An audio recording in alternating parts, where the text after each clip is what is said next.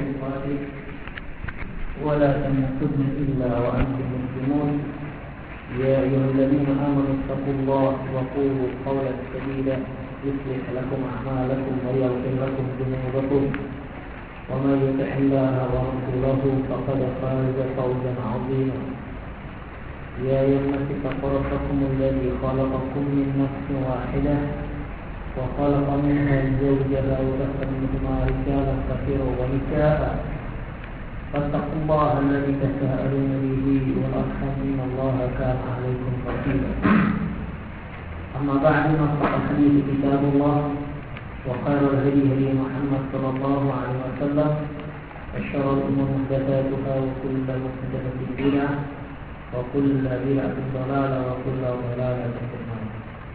Ikhwan fillah azanallahu wa iyyakum. Pada kajian lalu kita telah sebutkan beberapa poin yang dapat kita ambil faedahnya yang berkaitan dengan faedah tarbawiyah dari hadis Irbad bin Sariyah radhiyallahu anhu. Kita telah bincangkan sekitar 9 faedah. Kita masuk pada faedah yang ke-10. Yushra'u lil muslim ayatlubu al-wasiyyah min ghairihi wa yajibu 'ala al-akhari an yansaha lahu bi wasiyyatihi wa la yaghshahu fiha. Di antara faedah yang dapat kita petik dari hadis Irbad bin Sariyah yaitu disyariatkan kepada seorang muslim agar meminta wasiat dari orang lain. Tentunya minta wasiat yang baik.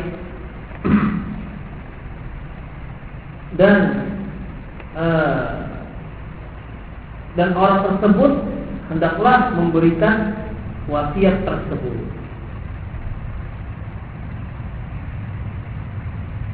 Di sini Rasulullah sallallahu alaihi wasallam ketika memberikan wejangannya, para sahabat menangkap kesan bahwasanya nasihat tersebut adalah nasihat yang terakhir, nasihat perpisahan. Oleh karena itu mereka meminta wasiat kepada Rasulullah sallallahu alaihi wasallam, di mana wasiat tersebut wasiat yang lengkap dan padat serta syarat dengan makna, di mana dengan wasiat tersebut mereka dapat meraih kesejahteraan di dunia dan di akhirat. Jadi kita enggak. Oh iya. Jadi para ikhwatiddin rahimanallahu wa iyyakum, inilah permintaan sahabat kepada Rasulullah sallallahu alaihi wasallam. Kata mereka, "Ausina ya Rasulullah." Kalau begitu berilah kami nasihat wahai Rasulullah sallallahu alaihi wasallam. Kemudian Rasulullah pun memberi mereka nasihat. Alaikum usikum bittaqwallah wa sam'a wa ta'ah dan seterusnya. Kemudian para ikhwatiddin rahimanallahu wa iyyakum,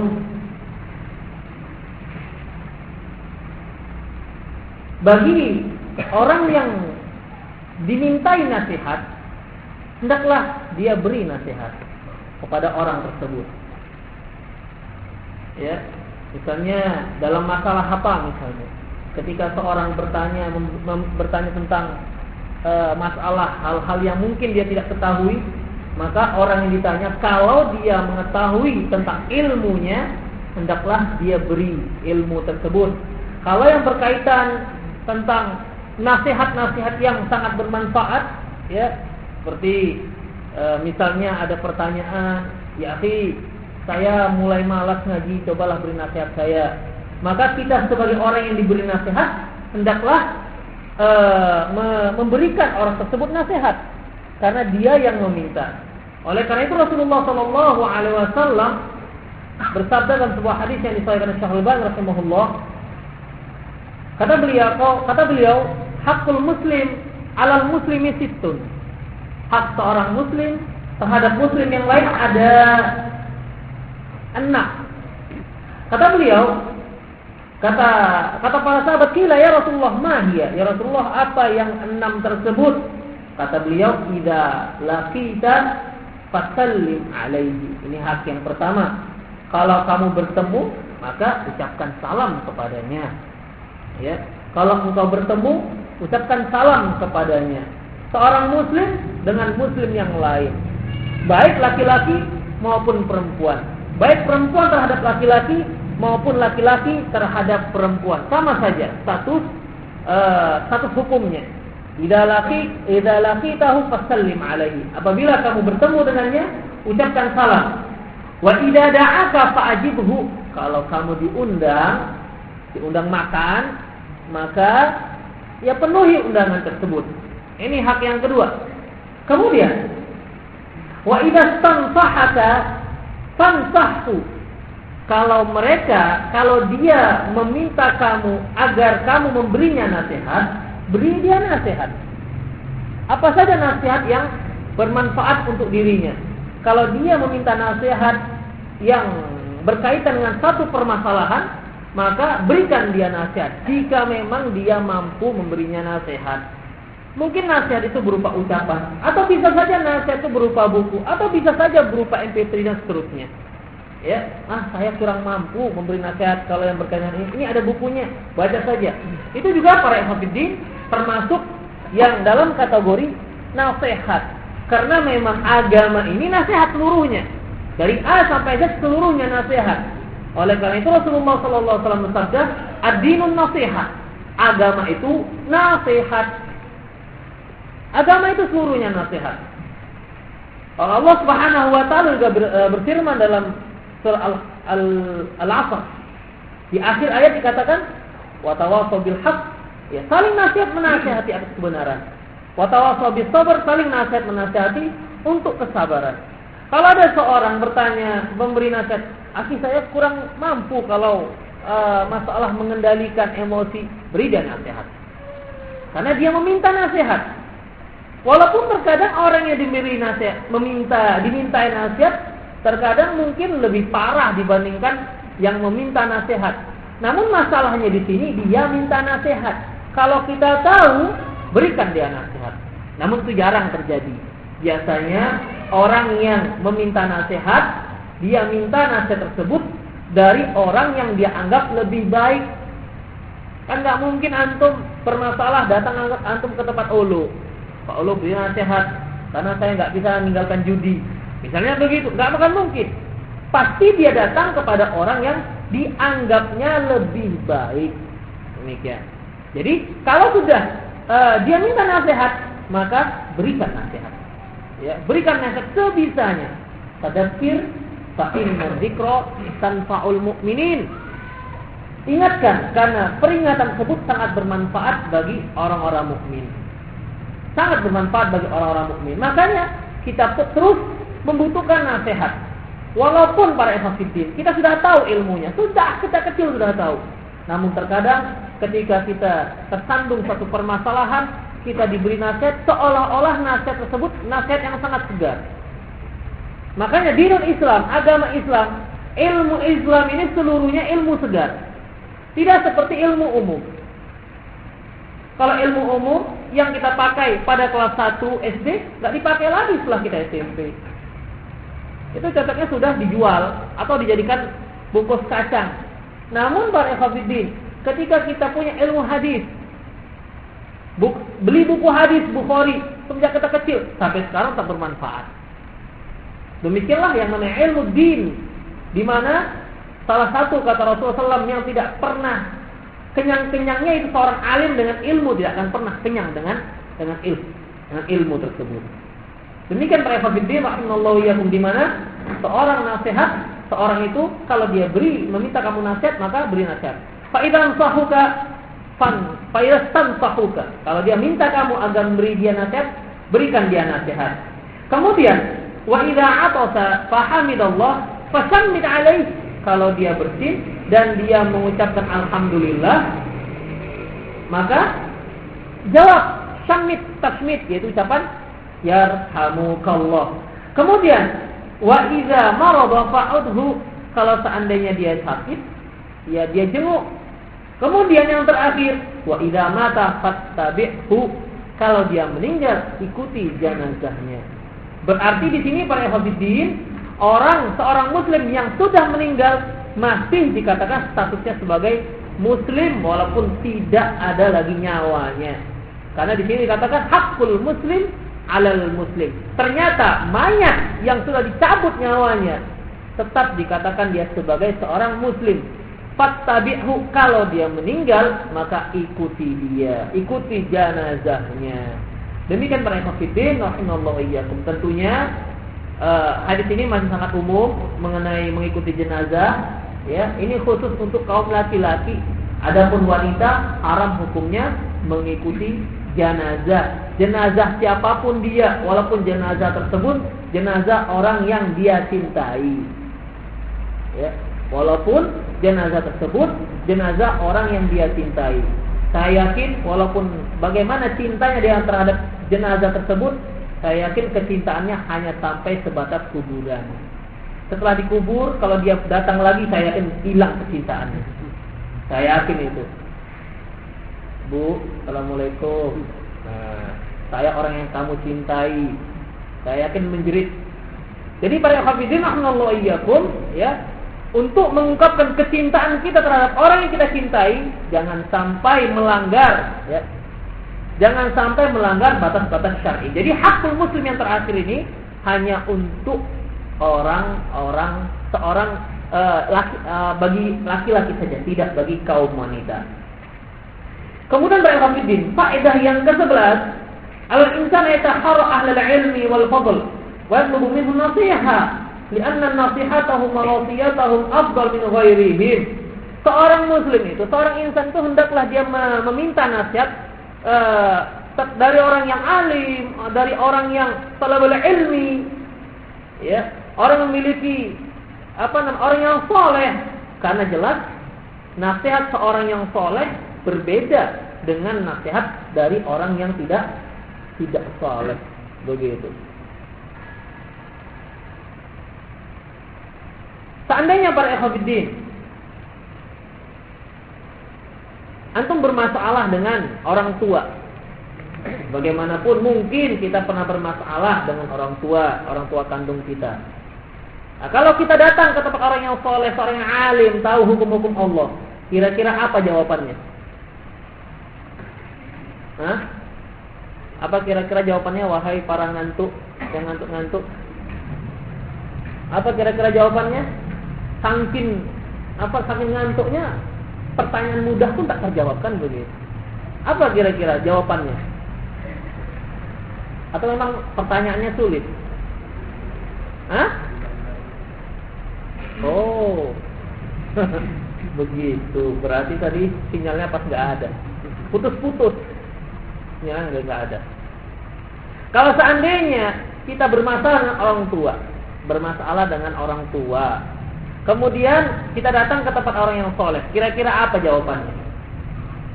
Atau mungkin kita sebagai orang yang kita anggap terzolimi, kira-kira apa jawabannya? Jawaban orang yang soleh tersebut kalau kita dimintain nasihat? Hah? Turut apa orang tua? Kita merasa terzolimi masalahnya.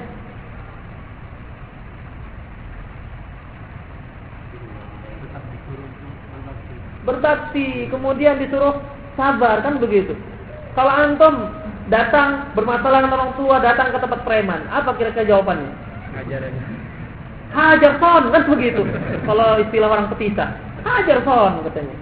Jadi para hafidin rahimallahu wa iyyakum, makanya berbeda minta nasihat kepada orang yang memang kita lihat seorang yang soleh, memberikan wejangan-wejangan yang memang bermanfaat untuk kehidupan kita di dunia dan di akhirat. Jadi nasihatnya itu untuk menyelesaikan masalah, bukan untuk menambah permasalahan. Demikian para hafidin.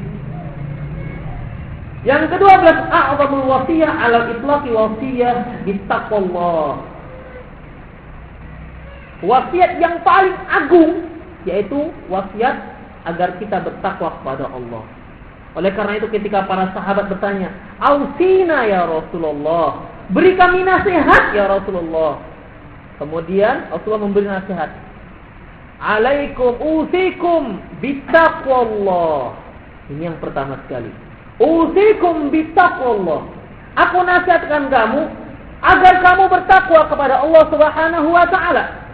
Bertakwa kepada Allah maksudnya bagaimana?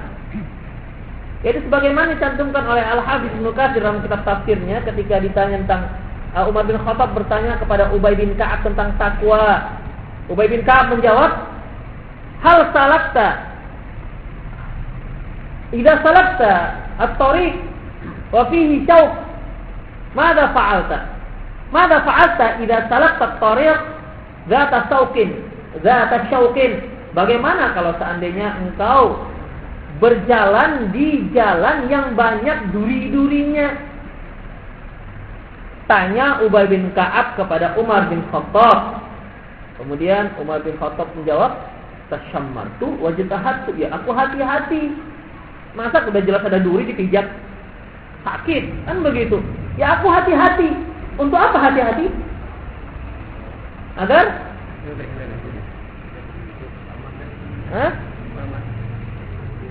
Iya, supaya nggak kepijak duri. Begitu. Bagaimanapun kepijak duri itu sakit.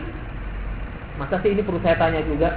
Namun perlu para ikhwatiddin, kalau antum memberikan nasihat pada orang, seremonial seperti ini perlu untuk menghilangkan ngantuk.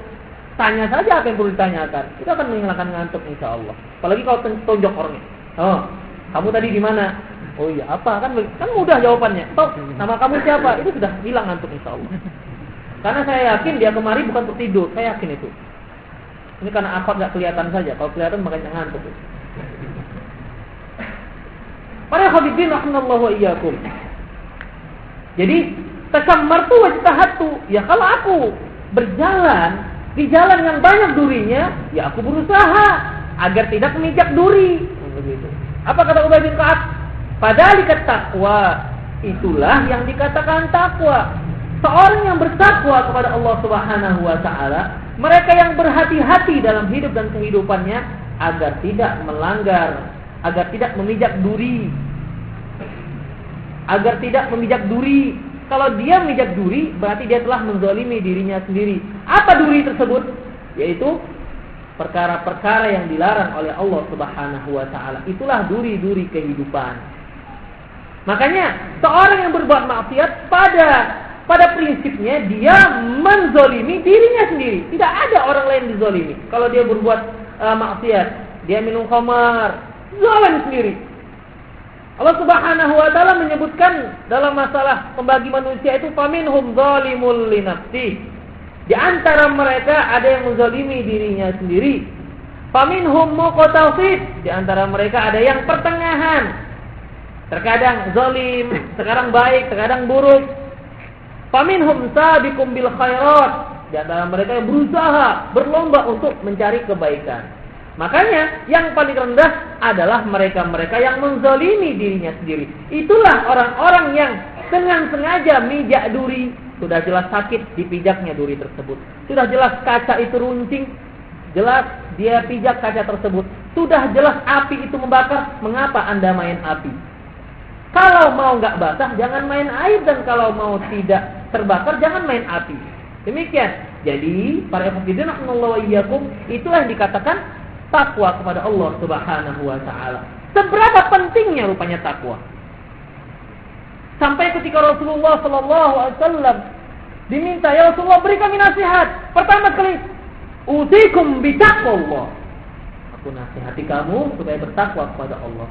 Seberapa penting rupanya takwa tersebut? Para hadirin rahimallahu wa iyyakum, di antara faedah-faedah takwa yang disebutkan Allah Subhanahu wa taala, pertama, Allah Subhanahu wa taala firman dalam surah Al-Anfal, "Ya ayyuhalladzina amanu in tattaqullaha yaj'al lakum furqana." Wahai orang-orang yang beriman, kalau kamu bertakwa kepada Allah, Allah akan beri kamu furqan. Ini satu perkara yang sangat penting sekali. Furqan. Furqan itu kita bisa membedakan mana yang hak dan mana yang batil. Makanya para ikhwatiddin, ketika seorang sudah mampu membedakan mana yang hak dan mana yang batil, ini merupakan anugerah. Allah Subhanahu seorang tidak akan mungkin bisa membedakan mana yang hak dan mana yang batil kalau dia tidak punya ilmu. Dan orang yang punya ilmu tidak akan mungkin bisa menggunakannya untuk membedakan yang hak dan yang batil kecuali kalau dia paham dengan ilmu tersebut.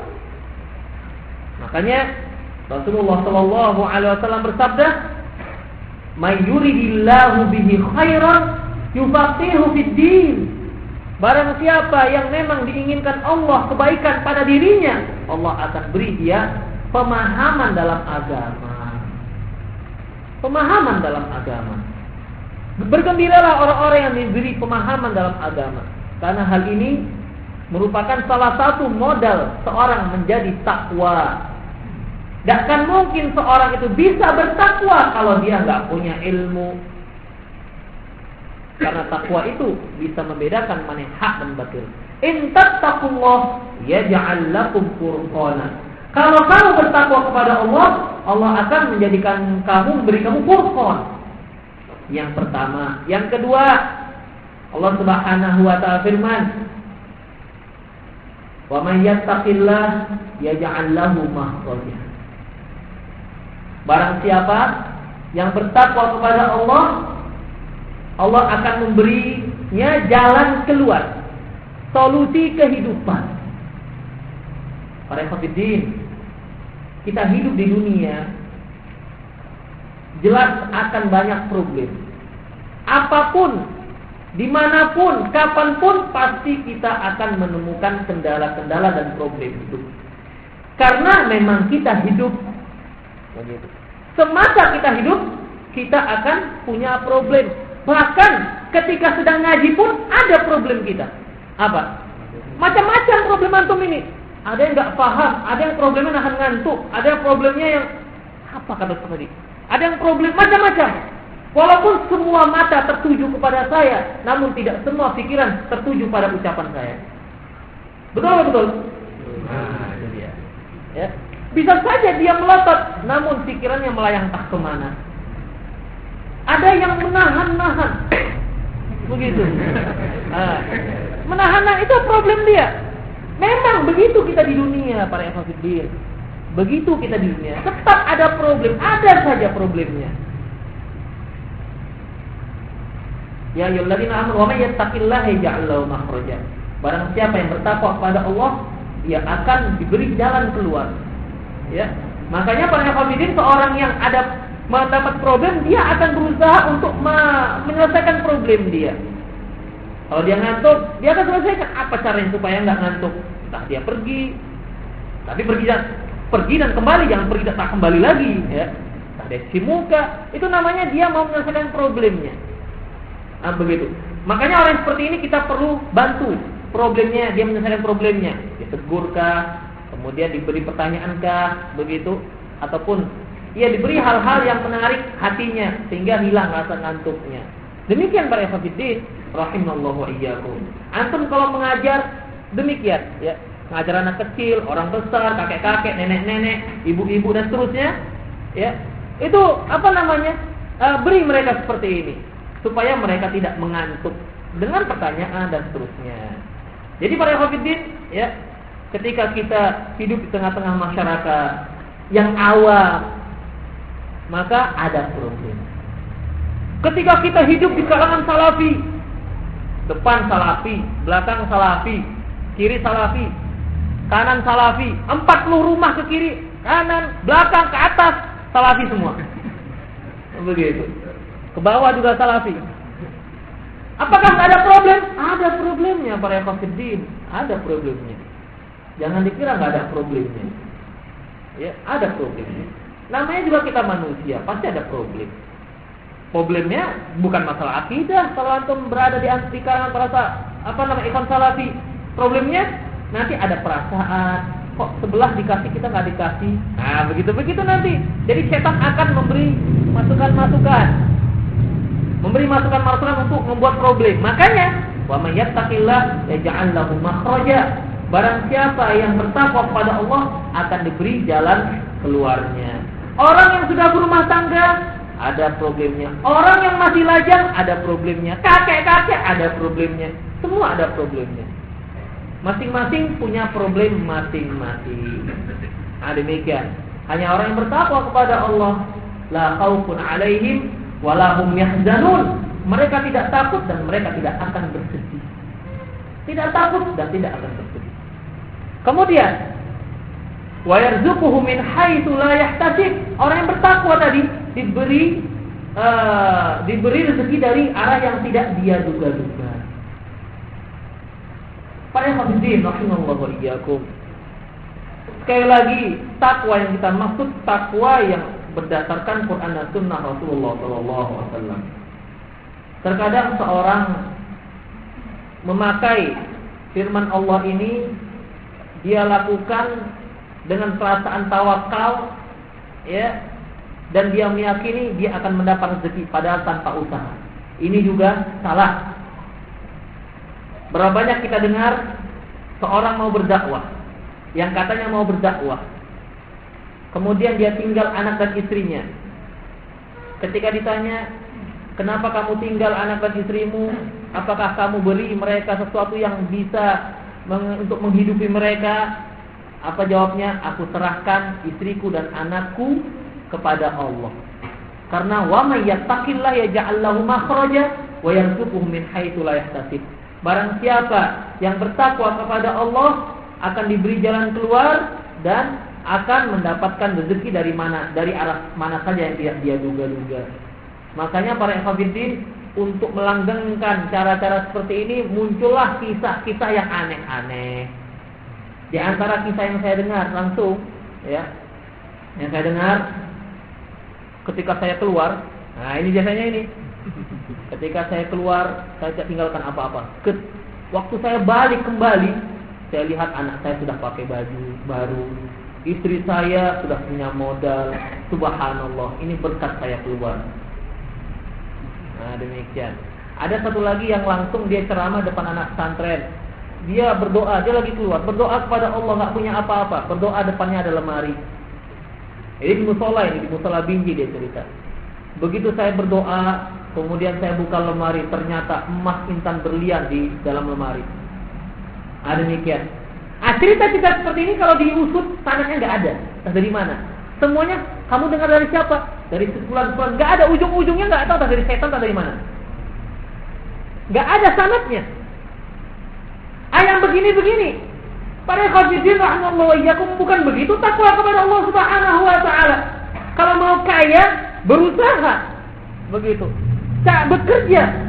Kalau mau dapat jodoh, cari. Begitu. Mau punya anak, nikah dulu.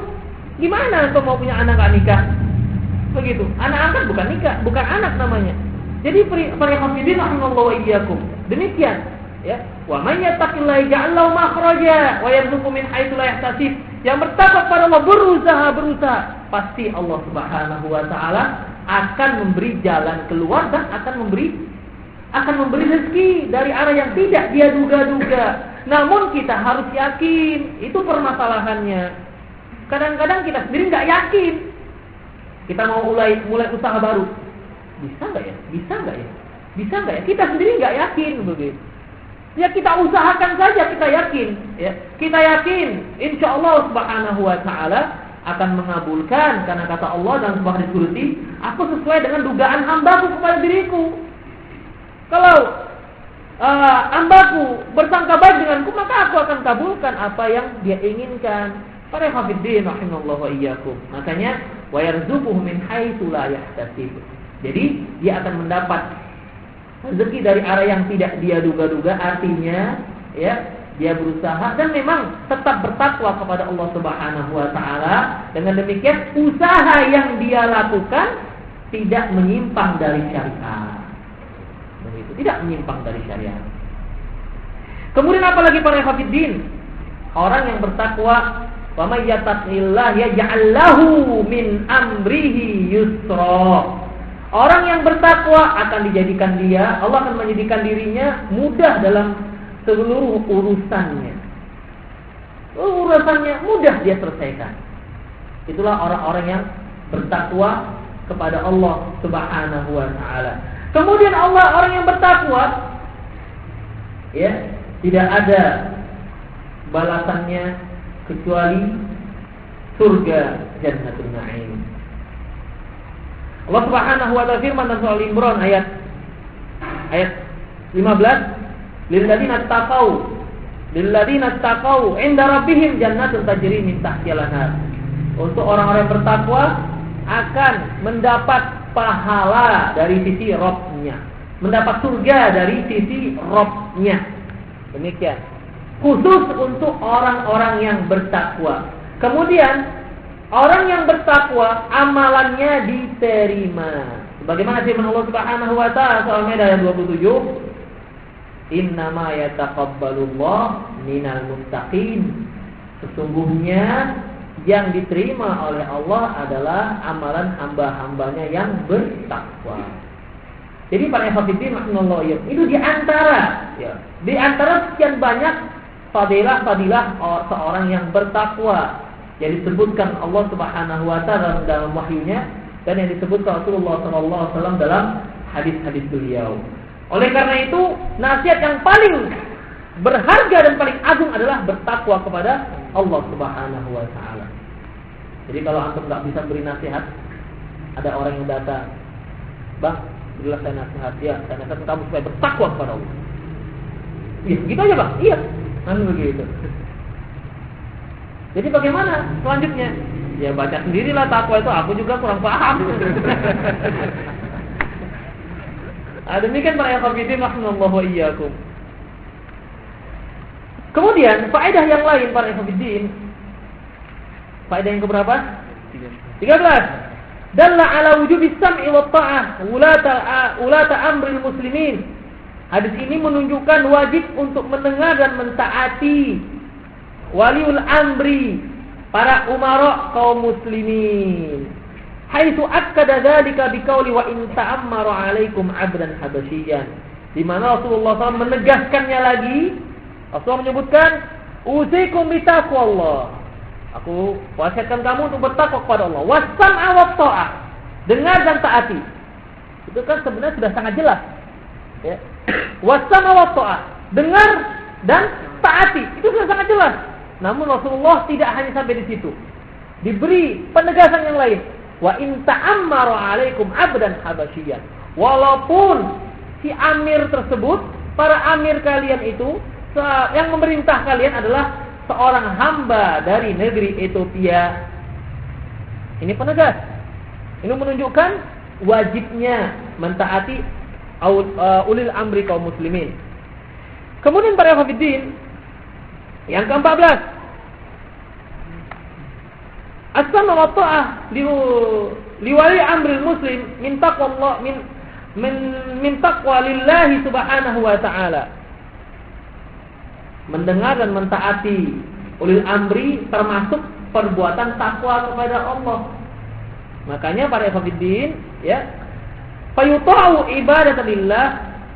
Walidzalika dzakara Rasulullah ta'atu ba'da qauli usikum bitaqwallah.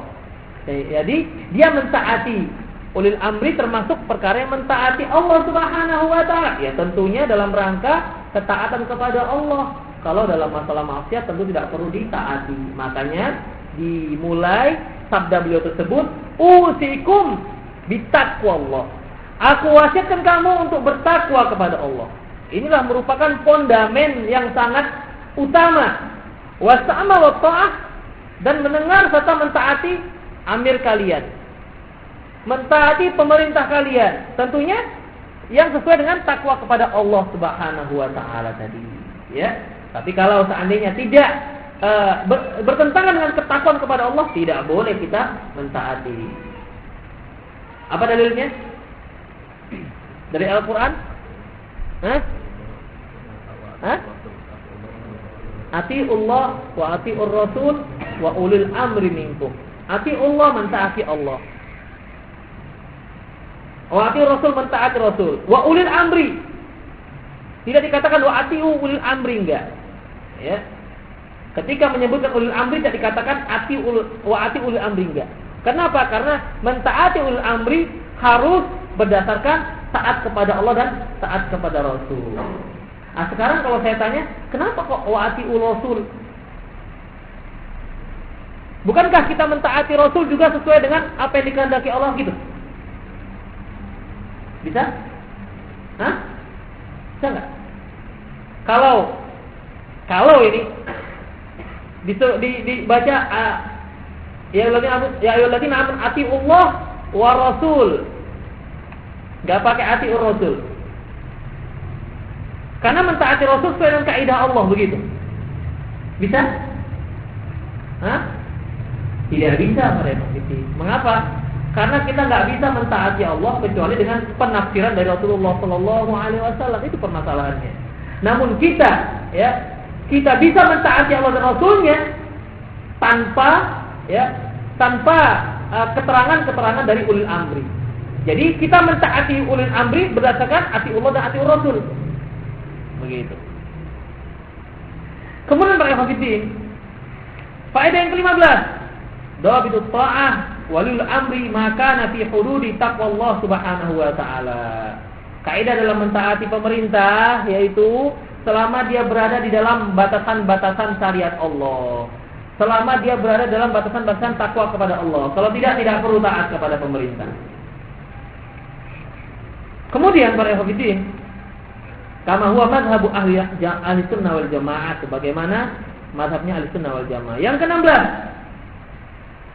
hadis yu'aliju tafarruq wa syaqqut saq wa dzalika bi istima'i al-taqwallahu ala imamin wahid. Hadis ini merupakan memberi terapi atas perpecahan dan terbelahnya saf, yaitu agar tetap bersatu di atas ketakwaan kepada Allah dan berada di atas imam yang satu. Namun sekarang ini kan nggak ada imam yang satu. Jadi bagaimana? Tetap berada di atas ketakwaan kepada Allah Subhanahu wa taala. Untuk sementara ini hanya itu. Ya. Adapun kaum muslimin, imam kaum muslimin, pemerintah kaum muslimin nggak satu. Masing-masing tempat punya pemerintah masing-masing. Oleh karena itu, dialihkanlah kepada pemerintah kaum muslimin masing-masing. Ya, kalau tidak ada imam yang satu, tidak ada khalifah. Karena dengan demikian ini akan mempersatukan kaum muslimin, akan membuat kaum muslimin semakin kuat. Kemudian para hafidin, yang ke-17, yu'tabaru hadis min mu'jizati sallallahu alaihi wasallam. Hadis ini juga termasuk mukjizatnya Rasulullah. Dari mana diambil bahwasanya hadis ini merupakan mukjizat Rasulullah? Antum masih ingat hadis Irbad bin Sariyah? Mukjizatnya kata beliau apa? Iya, barang siapa may ya'ish minkum ba'di, barang siapa yang hidup setelahku akan fasayara ikhtilafan katsira, dia akan melihat banyak pertentangan. Ketika Rasulullah sallallahu alaihi wasallam mengucapkan hadis ini, sudah meninggal atau belum? Belum. Kenapa kok belum? Dari mana tahunya? Ya karena masih ngomong kan begitu. Ya itu bukan pertanyaan sebenarnya, itu sudah cukup. Jadi setelah ketika beliau mengucapkan ini, kata beliau, ketika beliau mengucapkan ini, nanti kalau aku meninggal, setelahku nanti akan banyak terlihat perpecahan kalangan kaum muslimin. Mana? Dan tidak lama setelah itu, ketika Abu Bakar menjabat khalifah, belum ada. Ketika Umar menjabat khalifah, ada muncul sedikit, namun bisa dibendung oleh Umar bin Khattab. Namun ketika Umar bin Khattab meninggal, wafat, maka mulailah saf kaum muslimin tercabik-cabik. Makanya kata Rasulullah, ya Umar, sesungguhnya pintu fitnah nanti akan terbuka. Ditanyakan kepada Rasulullah, ya Rasulullah, apakah pintu tersebut pecah ataukah tidak? Kata Rasulullah, pecah. Berarti tidak bisa ditutup lagi. Pintu yang dimaksud adalah Umar bin Khattab radhiyallahu anhu. Jadi ketika Umar bin Khattab masih hidup, itu fitnah masih bisa diredam karena pintu masih tertutup. Ketika Umar bin Khattab wafat, fitnah datang, ya, dengan demikian hebatnya sehingga Utsman bin Affan radhiyallahu anhu terbunuh. Utsman bin Affan radhiyallahu anhu terbunuh di fitnah tersebut. Para hafidin rahimallahu iyyakum, dan pintunya tidak tertutup kembali sampai sekarang. Jadi dari situ umat muslim mulai pecah dan terus pecah. Yang sempolan tadi pecah lagi, yang pecahan-pecahan tadi pecah lagi. Demikianlah kondisi kaum muslimin sekarang. Yang pakai bendera salafi pecah juga. Pas bendera sama-sama salafi pecah juga. Nanti yang pecah dari salafi pecah lagi mereka itu. Itu heran saya.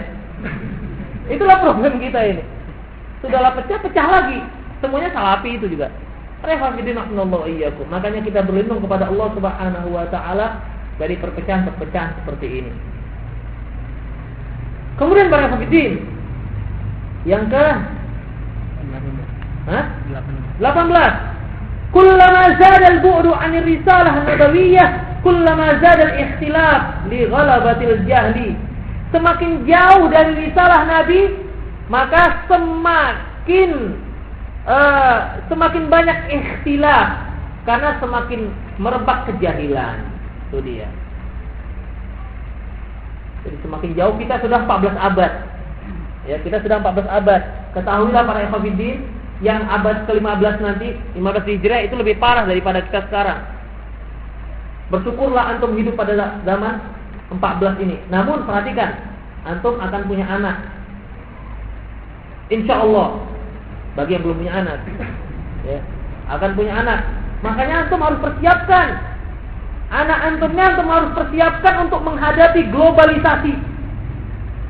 Bukan warming, nggak perlu warming. Warming global itu nggak perlu dihadapi, biarkan saja. Maksudnya yang lebih parah dari itu, yaitu masalah kejahilan, kesyirikan, khurafat dan lain-lainnya, sehingga kaum muslimin tidak paham dengan dinul Islamnya sendiri. Itu yang lebih parah para hafidin. Kalau kita nggak kena, apakah anak-anak kita jamin akan nggak kena? Ketahuilah, Rasulullah SAW menyebutkan, la ya'ti qaumun illa kana qaumun syarrun minhu, illa kana ba'dahu syarrun minhu. Tidak datang satu kaum kecuali kaum setelahnya akan lebih buruk dibandingkan kaum sebelumnya. Jadi generasi setelah kaum muslimin setelah kita nanti itu akan lebih buruk dibandingkan dengan kaum muslimin yang ada sekarang. Mengapa lebih buruk? Karena semakin jauhnya dari ilmu. Ya. Kalau si ayahnya nggak paham agama, apalagi anaknya nanti. Begitu. Ya. Alhamdulillah kalau si ayahnya nggak paham agama, kemudian dia berusaha mengajarkan anaknya, mencarikan orang-orang yang paham terhadap agama untuk mengajarkan anaknya. Yang repot itu dia nggak paham agama, sok paham, ini yang paling repot. Dan banyak yang seperti itu. Dan dia nggak peduli dengan agama. Yang penting anaknya dunianya bagus, kerjaannya mapan, hartanya oke, dan seterusnya. Jadilah itu yang makanya dikatakan, wah anak si fulan itu sudah jadi. Ya, yang satu dokter, yang satu insinyur, yang satu SH, begitu. Itulah dikatakan di kalangan masyarakat kita ini yang anak yang sudah jadi. Namun yang satu ustaz nggak prospek. Nggak prospek tuh ustaz. Saingannya banyak. Para hafidin, saingannya tuh bukan saingan masalah bisnis, masalah apa? Perang urat saraf. Perang urat sarafnya itu kita yang yang lebih banyak di tengah-tengah dakwah ini. Kita nggak bilang apa-apa, orang bilang apa-apa, begitu. Kalau orang sudah tidak suka dengan kita, macam yang disebut-sebut. Nah, demikian para hafidin rahimallahu wa iyyakum. Ya, demikian. Jadi hati-hati bahwasanya semakin jauh kita dari risalah Nabi, maka semakin banyak sekali fitnah-fitnah, akan semakin banyak perpecahan-perpecahan. Coba bayangkan pada zaman sahabat kan tidak ada yang namanya khilafiyah tentang masalah asma wa sifat. Muncul asma wa sifat. Terus. Yang tadinya pada zaman sahabat tidak ada khilafiyah dalam masalah akidah, sekarang kok banyak sekali masalah akidah. Hampir seluruh permasalahan diselisih pendapatkan. Hampir seluruh permasalahan, baik masalah akidah maupun masalah fikih. Ini kita melihat secara global di kalangan kaum muslimin, secara global. Ketika kita berbicara masalah asma sifat, macam-macam. Masalah tauhid pun sekarang berselisih pendapat, kan heran kita. Padahal Islam itu adalah agama tauhid. Malah tauhid diperselisihkan, apakah itu syirik dan tidaknya. Kan ini satu permasalahan yang sangat besar. Sesuatu yang syirik dianggap enggak syirik. Nah, ini kan dianggap itu kan khilafiyah. Masalah jimat pun khilafiyah para ikhwatiddin. Jadi khilafiyah. Masalah dukun jadi khilafiyah. Ya tergantung style dukunnya bagaimana. Kalau style dukunnya pakai gamis, pakai jenggot, pakai lobe, jadi khilafiyah dia. Begitu. Sebelum pemilihan umum kan ada di Jawa Timur melepaskan 1.500 jin untuk mengamankan pemilihan umum presiden di Indonesia. Yang nyembelih kambingnya pakai gamis, pakai jenggot syukur. Cuma pakai lobe, ya. Begitu ke laut. Ya Allah. Kalau seandainya dia buat seperti itu dengan apa? Dengan pakaian hitam, pakai celana komprang silat itu, ya. Pakai kain sarung selempangkan seperti pitung, kita nggak ada cerita. Ini kenapa pakai simbol-simbol seperti itu? 150 jin, 50.000 jin. Nah demikian para ikhwatiddin. Jadi khilafiyah. Bahkan goyangnya Inul pun khilafiyah. Kan heran. Begitu. Ada Pak Kiai khilafiyah, ekspresi. Nah itulah, bagaimana lagi kita mau bilang? Ya, bagaimana lagi mau kita bilang? Mereka yang senang dengan masalah itu, ya mudah saja argumentasinya. Kiai dia bilang boleh kok kamu baru kemarin lahir. Begitu udah tua, udah nggak bisa lihat pun. Begitu. Para hafidin rahimallahu wa iyyakum. Ini yang begini-begini merusak kaum muslimin. Khilafiyah aja, itu kan masalah khilafiyah. Jadi seolah-olah kalau sudah masalah khilafiyah, terserah mau pilih yang mana, itu jadinya. Terserah mau pilih yang mana, supaya enggak susah ya masalah khilafiyah dah. Begitu.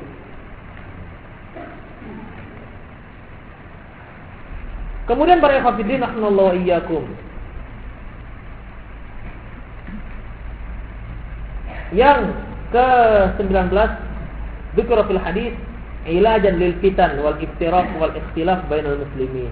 Di dalam hadis disebutkan bagaimana cara menyelesaikan fitnah, menghindari fitnah, perpecahan dan perbedaan di kalangan kaum muslimin. Dan juga akan disebutkan bagaimana tafsiran daripada sabda beliau, wa in ta'ammaru 'alaikum 'abdan habasyiyan, walaupun kamu akan diperintah oleh seorang hamba dari negeri Habasyah. Para ulama memberikan beberapa tafsiran dalam masalah ini yang insyaallah akan kita kaji pada kajian yang akan datang. Aku qouli hadza wa astaghfirullah li wa lakum wa lisal muslimin innahu waliyyul ghafur. Silakan. Kemarin kita masih ada ya tersisa pertanyaan. Tanya, Ustaz tanya. Ya banyak ini yang saya baca Ustaz tanya. Tanya itu pakai kaf, pakai K. Jadi para hafidin enggak tanya, kalimat tanya tidak pakai K. Jangan tanya. Tanya gitu. Antum mahasiswa kayak gini ini kelas 5 ilmu hakim enggak kayak gini. Tanya tentang vaksin. Apakah imunisasi juga haram?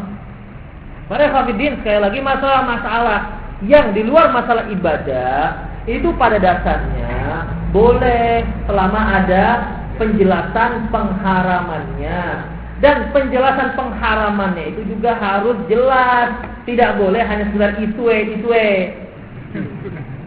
Misalnya kita dengar, kabarnya ayam itu nggak boleh Ustaz ya, saya dengar haram, nggak bisa saya dengar, harus memang ada penjelasan yang jelas.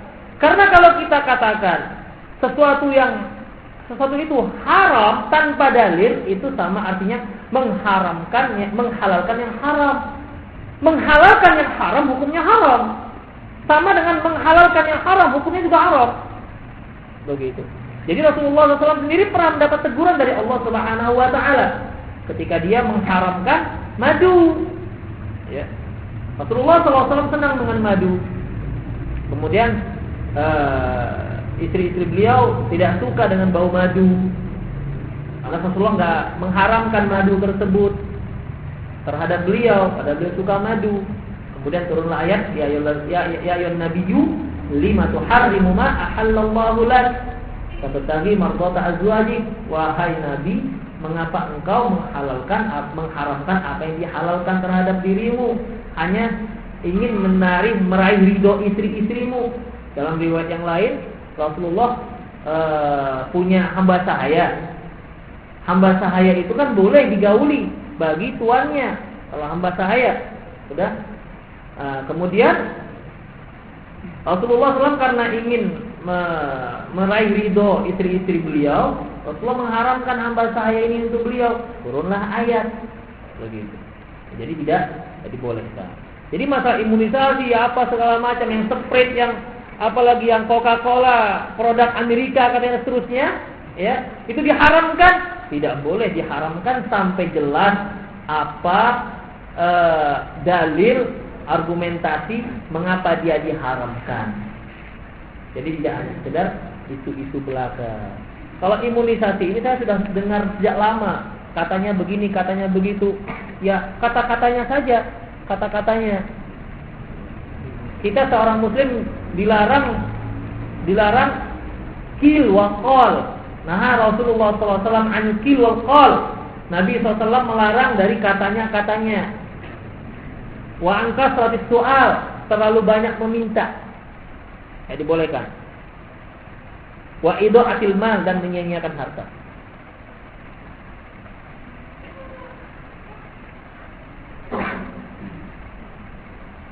Ustaz, bagaimana batas panjang rambut untuk ikhwan dan akhwat?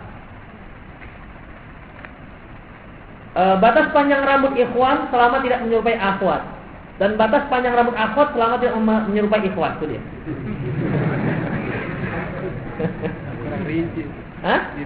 Dirinci lagi. Rasulullah SAW pernah memperpanjang rambutnya sampai ke telinga. Telinga. Jadi itulah panjang yang sebahu, jumlah itu sebahu. Jadi itulah yang yang jumlah itu agak di atas bahu ya. Itulah panjang maksimal untuk seorang ikhwan, karena Rasulullah ikhwan. Jadi kalau akhwat panjang dari itu, ya, akhwat panjang daripada itu. Kecuali jika ada darurat seperti kutuan. Karena masalahnya kalau akhwat itu memang sering. Jadi terutama yang tinggal di pesantren begitu. Ya, itu sering ketularan kawannya. Jadi memang tempat-tempat yang kutu tempat senang dekat rambut-rambut akhwat. Ikhwan enggak suka dia. Karena lebih panjang. Oleh karena itu seorang akhwat tempat yang memang disenangi kutu, rawat rambutnya sebagai mahkota yang diberikan Allah Subhanahu wa taala untuk dirinya. Jadi kalau dia ada penyakit misalnya boleh dia pendekkan. Atau dia botak, misalnya seorang akhwat boleh botak kalau seandainya memang diperlukan. Misalnya dia boroan, begitu, boroan. Rambutnya panjang tadi boroan, maka pangkas botak kemudian diobati, boleh. Kutuan misalnya, kalau memang nggak bisa harus digundul habis karena sudah neneknya, cucunya ditutup, sudah sulit untuk dibasmi, ya boleh, boleh, nggak ada masalah. Namun hukum asalnya ya di atas bahu. Itu yang paling panjang untuk seorang ikhwan. Ya, seorang akhwat dalam memperhatikan panjang rambutnya. Jangan hanya sekedar melihat melihat model. Dan sekarang nggak ada ya model-model rambut seorang wanita pendek, nggak ada. Sekarang nggak ada. Itu lebih banyak tuh panjang. Hanya di rebonding, di bleaching, di coloring, di apa lagi lah, di keriting. Itulah sekarang ini.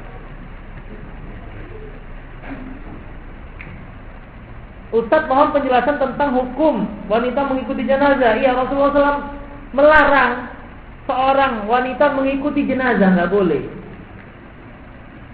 Mengikuti jenazah bukan ziarah ya, bukan ziarah.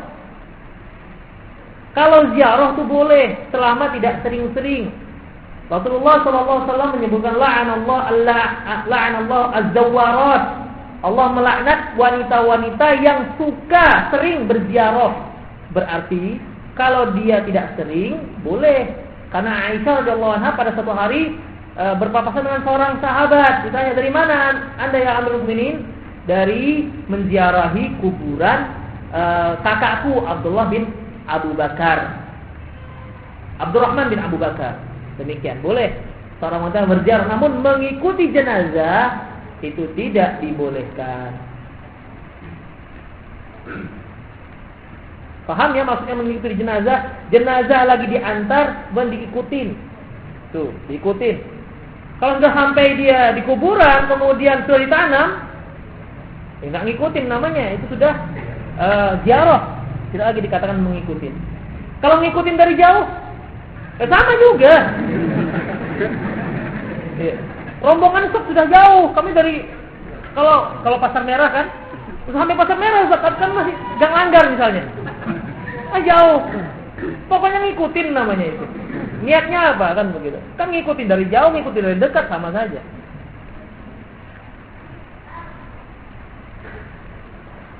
Ustaz, apakah makan jengkol dan pete tidak diperbolehkan ke masjid? Siapa bilang? Tergantung masaknya gimana. Kalau antum masak jengkol itu direndam pakai air beras, kan begitu, ya, kemudian digulai itu enak, nggak keluar baunya. Dan jengkol tuh baunya nggak di masjid, di WC. Begitu. Di WC baunya. Makanya kalau orang baru makan jengkol, makan pete, ketahuannya makan WC ya, begitu. Tapi kalau di masjid enggak. Mengapa yang di masjid itu yang dilarang itu bagaimana? Yang mengganggu kaum muslimin yang lainnya baunya di masjid. Ya kalau antum sendiri bau-bau apa terserah situ, mau bau keringat, mau bau ketiak, mau bau apa terserah. Tapi kalau sudah ke masjid, Allahu Akbar, ketiaknya terbuka begini. Semerbak aroma duriannya semua sudah. Begitu tuh mengganggu, enggak boleh. Bau rokok kan, amin. Jisamsunya keluar. Aroma jisamsu enggak boleh, enggak semua orang suka jisamsu. Nah, demikian, enggak dibolehkan. Nah, demikian juga Rasulullah SAW menyebutkan man akala karasan au basalan au sauman fala yaqrabanna masajidana. Barang siapa yang makan au kama qala, barang siapa yang makan kalau di Pakistan itu karasan buah gandana, daun gandana. Gandana itu dia seperti daun bawang, namun isinya enggak bawang. Memang dia dilalap begitu saja. Daunnya seperti daun bawang. Kucai. Emang kucai itu? Di Indonesia kucai. Kucai. Antum udah lihat? Oh, memang seperti daun bawang. Tapi umbinya bukan bawang. Iya. Untuk dilalap saja. Iya, itu dia. Persis berarti. Nah, saya belum pernah makan di sini. Kemudian makan bawang merah dan makan bawang putih.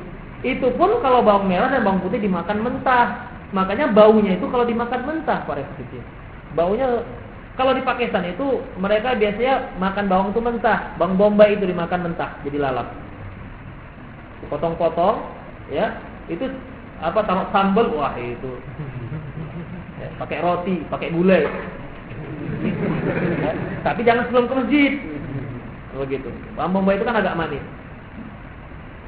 Jadi para hafidin rahimallahu iyyakum, yang seperti ini kalau mengganggu kaum muslimin enggak dibolehkan.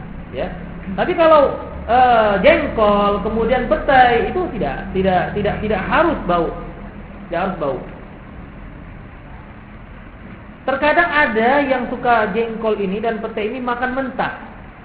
Makan mentah dan dia jengkol yang muda. Ini biasanya orang kita Batak yang suka. Kok cocok ya? Jadikan lalat ya dengan cabai giling kan begitu. Apa yang hafidin? Jadi lihat kaitannya dengan bau tadi. Dengan bau tadi. Kalau memang bau maka tidak dibolehkan. Jadi apa saja yang bau? Apa saja yang bau? Kalau antum ke masjid itu tidak dibolehkan. Bahkan antum pakai baju bau, pakai baju kerja, kerjanya bertani, begitu azan langsung pakai baju tani pergi pakai kain sarung ke masjid. Ini kan baunya kan luar biasa itu. Nah, demikian. Segala hal-hal yang bau.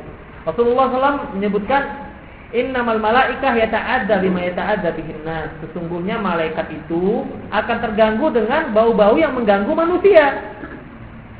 Berarti kalau bau ketiak juga mengganggu malaikat. Begitu. Bukan hanya manusia yang antum ganggu, malaikat juga terganggu. Alhamdulillah sekarang banyak fasilitas, antum pakai deodoran kan begitu. Itu sudah cukup untuk menghilangkan bau. Boleh silakan. Boleh silakan. Ada yang pernah bertanya dengan saya, Ustaz, bagaimana kalau wangi-wangian? Terkadang saya ada orang yang masuk masjid bawa wangi-wangian, saya nggak suka wanginya. Karena dia pakai wangi-wangian 1000 malaikat, saya 1000 bunga. Hah? Iya. Jadi bagaimana? Nggak cocok kan dia. Jadi saya pening dengan bau tersebut. Itu gimana? Karena kan parfum kan banyak, ada yang lux, ada yang 1000 bunga, ada yang malaikat subuh, malaikat senja, malaikat maghrib. Itu aja lah berapa bau itu kan gitu dari malaikatnya aja. Nah, demikian malaikat hafidin. Jadi ini bagaimana? Apakah tidak dibolehkan? Hah? Gimana kira-kira? Dibolehkan enggak? Malaikat hafidin, Rasulullah menyebutkan wangi-wangian silahkan. Kalaupun ada 1-2 yang enggak cocok itu urusan dia. Suruh dia menyingkir. Ya kalau kita selera makanan saja enak kita katakan tidak katanya. Begitu. Wangi kataku tidak katanya. Bau katanya kan begitu. Padahal judulnya itu sudah wangi-wangian. Dia beli di tempat kedai parfum. Makanya yang tentunya parfum yang keluar dari situ kan begitu. Bukan peti di situ yang keluar. Jadi setiap yang wangi silakan pakai. Kalaupun ada yang nggak cocok ya dia suruh menyingkir. Nggak cocok sana. Nah, jadi karena memang dipakai itu sudah dengan judul temanya wangian begitu. Nah, juga selera orang nggak bisa. Kalau saya nggak suka yang bau bonbon itu, bau bonbon karet. Ada wanginya bau bonbon. Nah, ya saya lah menyingkir ke daerah sana. Daripada muntah saya samping dia. Begitu. Jadi bukan dia ini merusak sholat saya. Orang sebelah sana mungkin cocok kan dia. Wah, pantas ini. Cocok ini wanginya kan begitu. Pada saat azan berkumandang, tapi keadaan tidak mengizinkan untuk pergi ke masjid karena hujan. Mana lebih baik langsung sholat sendiri atau nunggu orang lain yang mengulur-ulur waktu untuk berjamaah? Ya.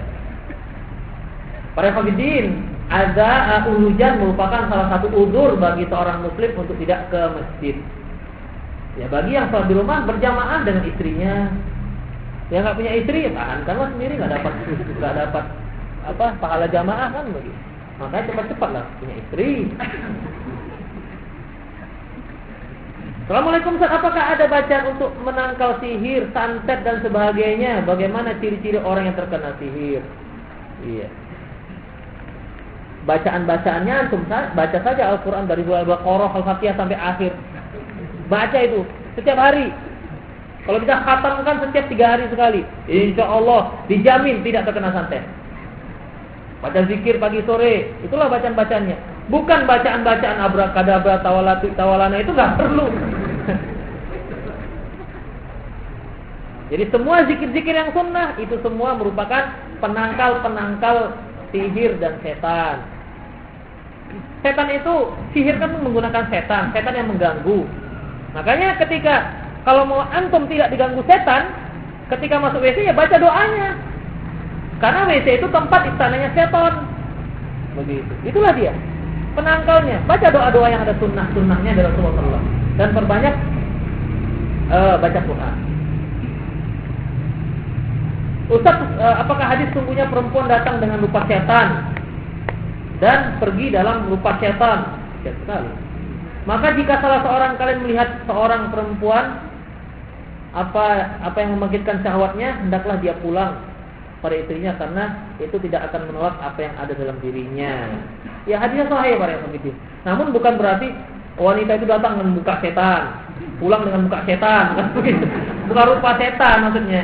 Ya, dia itu datang dengan diboncengi oleh setan. Bukan dianya setan. Kan begitu. Ya, kalau seandainya dia datang dengan pakai jilbab, pakaian yang rapi, dengan syariat, masa setan sih?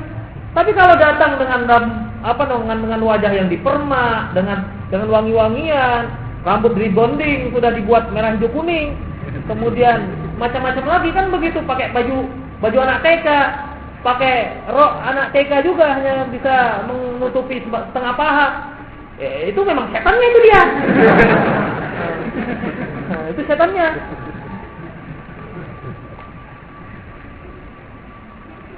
Jadi kalau ada, iya benar, hadis ini sahih, ya, hadis ini sahih. Saya nggak memperpanjang ini karena penggalan tengah ke atas itu juga tengah ke atas.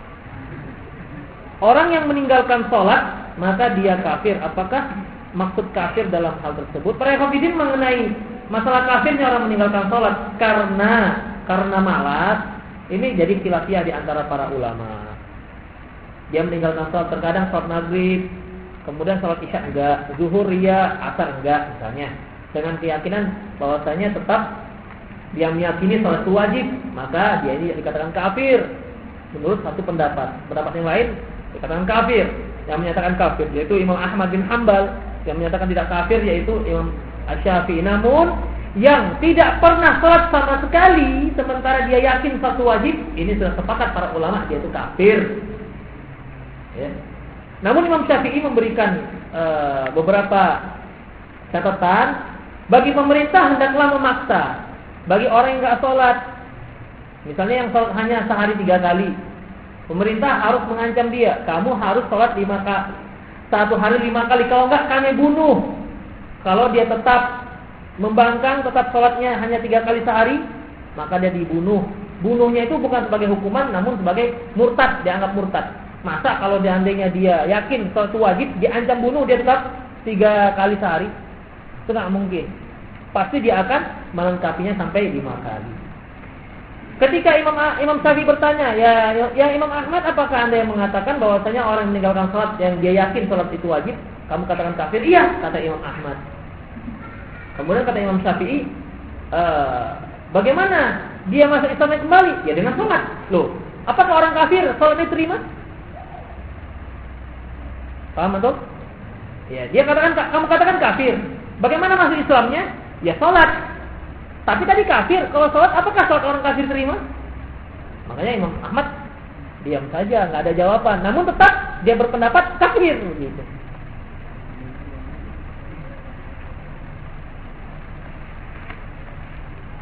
Ustadz, apakah bolehkah menyewa kembali rumah kontrakan yang sebelumnya telah kita sewa dari pihak pertama, kemudian kita menyewa kembali ke orang lain? Bolehkah menyewa kembali rumah kontrakan yang sebelumnya telah kita sewa dari pihak pertama, kemudian kita sewakan kembali ke orang lain? Oh iya, ini tergantung para hafidin kesepakatan.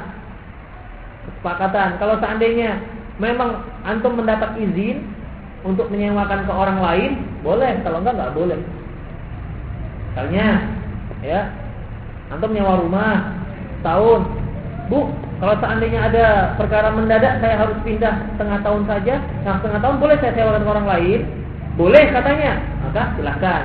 Antum ibarat agen jadinya, atau pengganti, ya, pengganti. Namun jika tidak, maka rumah tersebut bukan rumah antum. Rumah tersebut bukan rumah antum, karena yang namanya nilai sewa itu tetap akan naik. Antum nyewanya sebulan, setahun misalnya 1 juta. Antum hanya setengah tahun, kemudian sewakan ke orang lain tanpa setengah tahun mesti punya rumah, bisa saja antum menyewakannya 800.000. Jadi setengah tahun antum bisa hanya 200.000 nyewanya. Seharusnya kan lebih daripada itu. Makanya pada umumnya orang yang punya rumah tidak membolehkan seperti ini.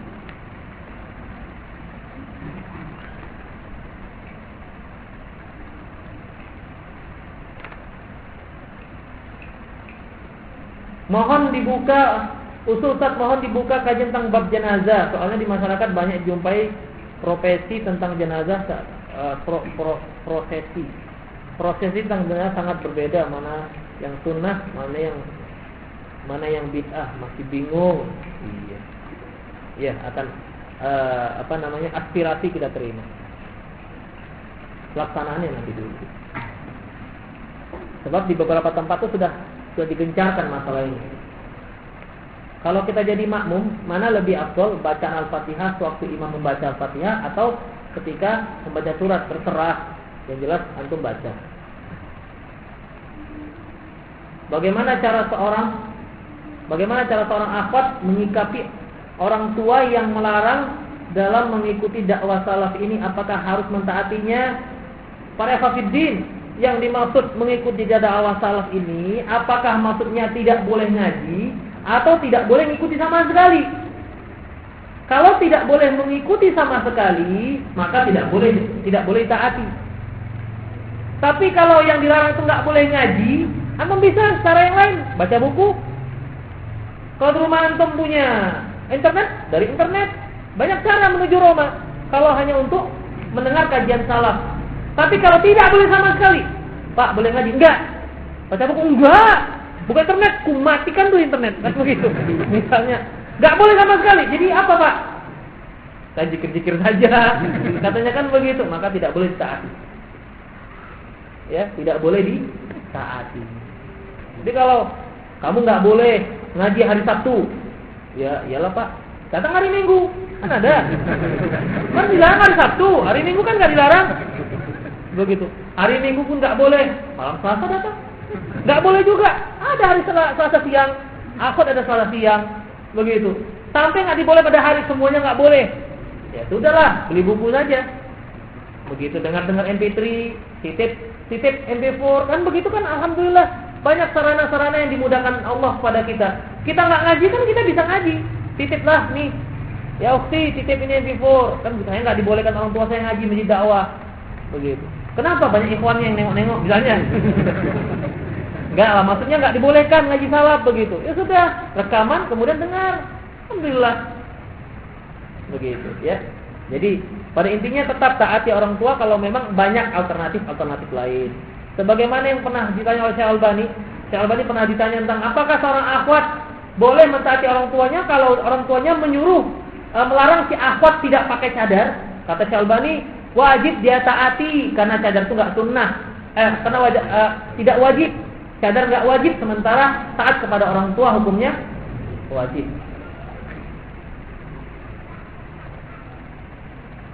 Itulah peresonnya, sudah waktu sudah berhenti, sudah lewat batas. Saya kira itu saja, semoga apa yang kita pelajari dapat bermanfaat bagi kita semua. Aku qouli hadza wa astaghfirullah li wa lakum wa lisal muslimin innahu ghafurur rahim. Assalamualaikum warahmatullahi wabarakatuh. Assalamualaikum warahmatullahi wabarakatuh.